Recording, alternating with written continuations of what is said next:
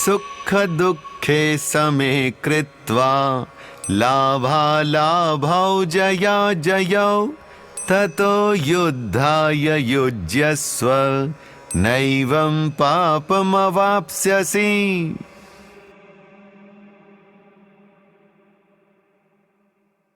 श्री कृष्ण यहां बता रहे हैं कि अर्जुन किस प्रकार पाप से दूर हो सकते हैं। वे कहते हैं कि अर्जुन, चाहे लाभ हो या हानि, चाहे सुख मिले या दुख, चाहे विजय मिले या पराजय, जब तुम इन्हें समान मानकर इनके आकर्षण अथवा इनकी चिंता दोनों से दूर होकर युद्ध करोगे तो तुम पाप से भी मुक्त रहोगे।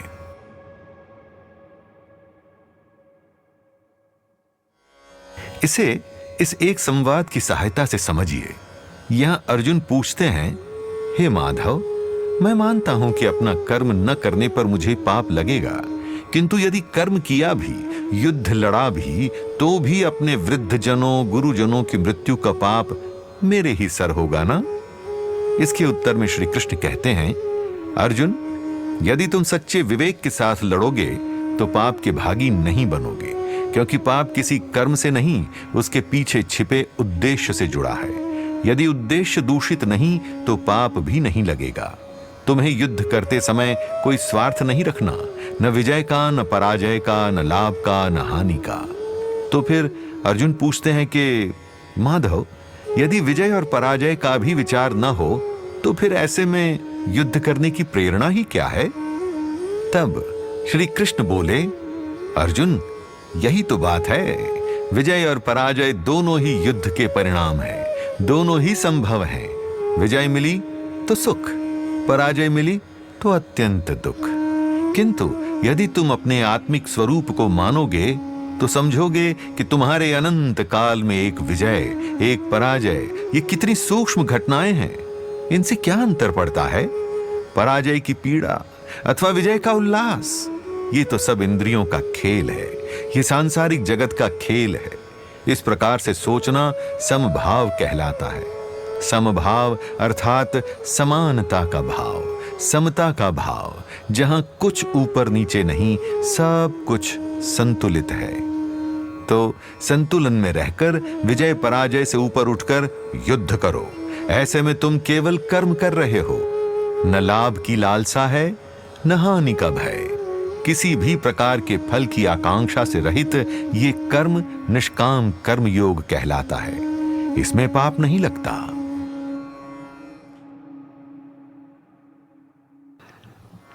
यहां प्रयत्न यही है कि अर्जुन यह समझे कि निष्काम कर्म अर्थात किसी फल की आकांक्षा के बिना किया गया कर्म ही सर्वोच्च है।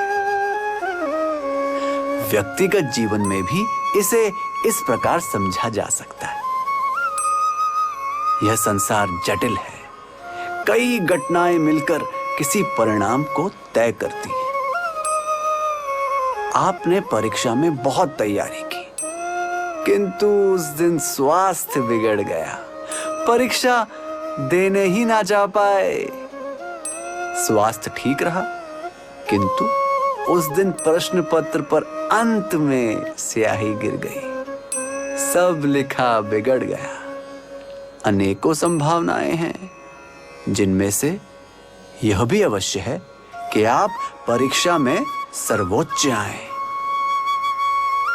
अब तनिक विचार कीजिए कि इन सभी अवस्थाओं में आपके नियंत्रण में क्या है? क्या है? केवल आपकी तैयारी है ना? यदि स्वास्थ्य का डर सताता रहा तो भी तैयारी पर प्रभाव होगा। यदि ऐसा लगता रहा कि यह परीक्षा तो बहुत ही सरल है, तो कदाचित आप आलस में आ जाएं और ऐसे में कुछ छूट जाए। ऐसी बातों को ध्यान में रखना जिन पर आपका कोई नियंत्रण ही नहीं, यह कितना व्यर्थ है ना? उसी प्रकार कई बार यह भी होता है कि हम किसी कार्य की ओर पहला कदम लेने से पहले ही यह सोचकर हताश हो जाते हैं कि इसमें कुछ गलत ना हो जाए, वो कार्य शुरू ही नहीं कर पाते। किंतु सत्य तो आप भी जानते हैं कि किसी भी रास्ते के सभी गड्ढे आप शुरुआत में ही नहीं जान सकते। एक एक करके कदम लेना होगा, एक एक करके समस्याओं को सुलझाना होगा। इस पूरे वर्णन में दो बातें एकदम साफ हैं। बाहरी परिस्थितियां आपके नियंत्रण में नहीं, केवल और केवल आपका कर्म ही आपके नियंत्रण में है। केवल अपना कर्म कीजिए और लगन से कीजिए।